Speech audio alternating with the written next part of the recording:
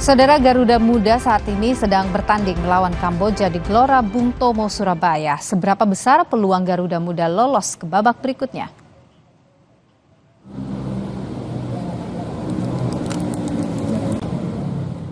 Timnas Indonesia akan menjalani laga kedua Piala AFF U19 kontra Kamboja di Gelora Bung Tomo, Surabaya malam ini. Garuda Muda penuh percaya diri sebab di pertandingan pertama mampu mencukur Filipina dengan skor telak 6-0. Pelatih Indra Syafri menyebut semua pemain dalam kondisi prima. Dia juga akan mencoba rotasi pemain untuk mencari komposisi terbaik tim. Seperti yang kami sampaikan di awal, fase grup ini kita akan jadikan untuk fase mencari komposisi terbaik. Setelah itu rotasi akan kita lakukan, apakah nanti di awal atau di pertengahan babak. Untuk latihan secara keseluruhan, semua pemain fit semua, nggak ada yang cedera. Dan kondisi fisik terakhir pagi tadi, laporan dari tim dokter, semua baik.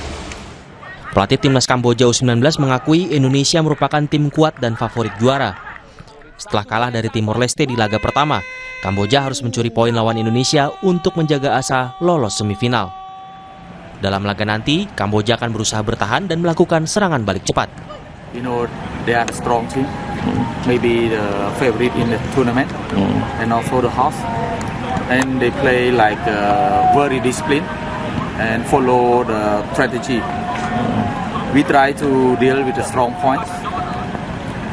Try to maybe we don't have chance a lot to attack. That's why we thinking about how to protect the goal and try to take a few time for counter or for set piece also.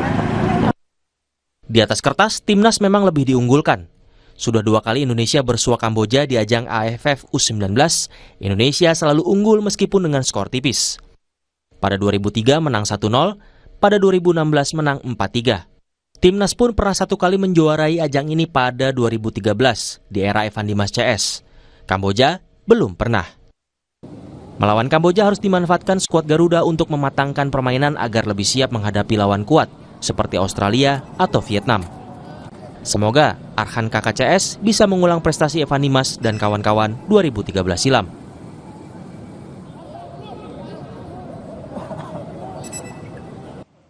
Saudara, Festival Nadam atau panggung hiburan suku Mongolia berlangsung meriah. Festival tahunan ini digelar di hamparan padang rumput di wilayah utara Tiongkok.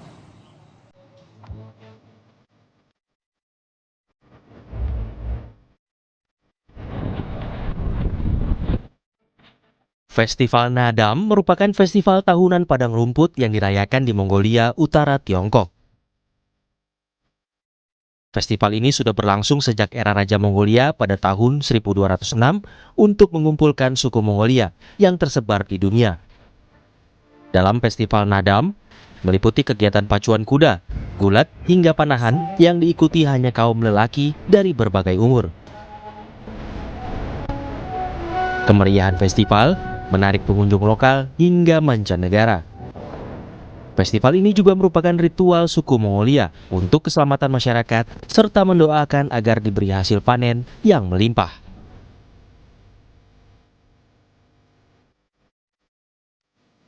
Informasi dari Mongolia tadi sekaligus juga menutup perjumpaan kita di Sapa Indonesia malam hari ini. Saya Diru Puspa mengucapkan terima kasih atas perhatian Anda.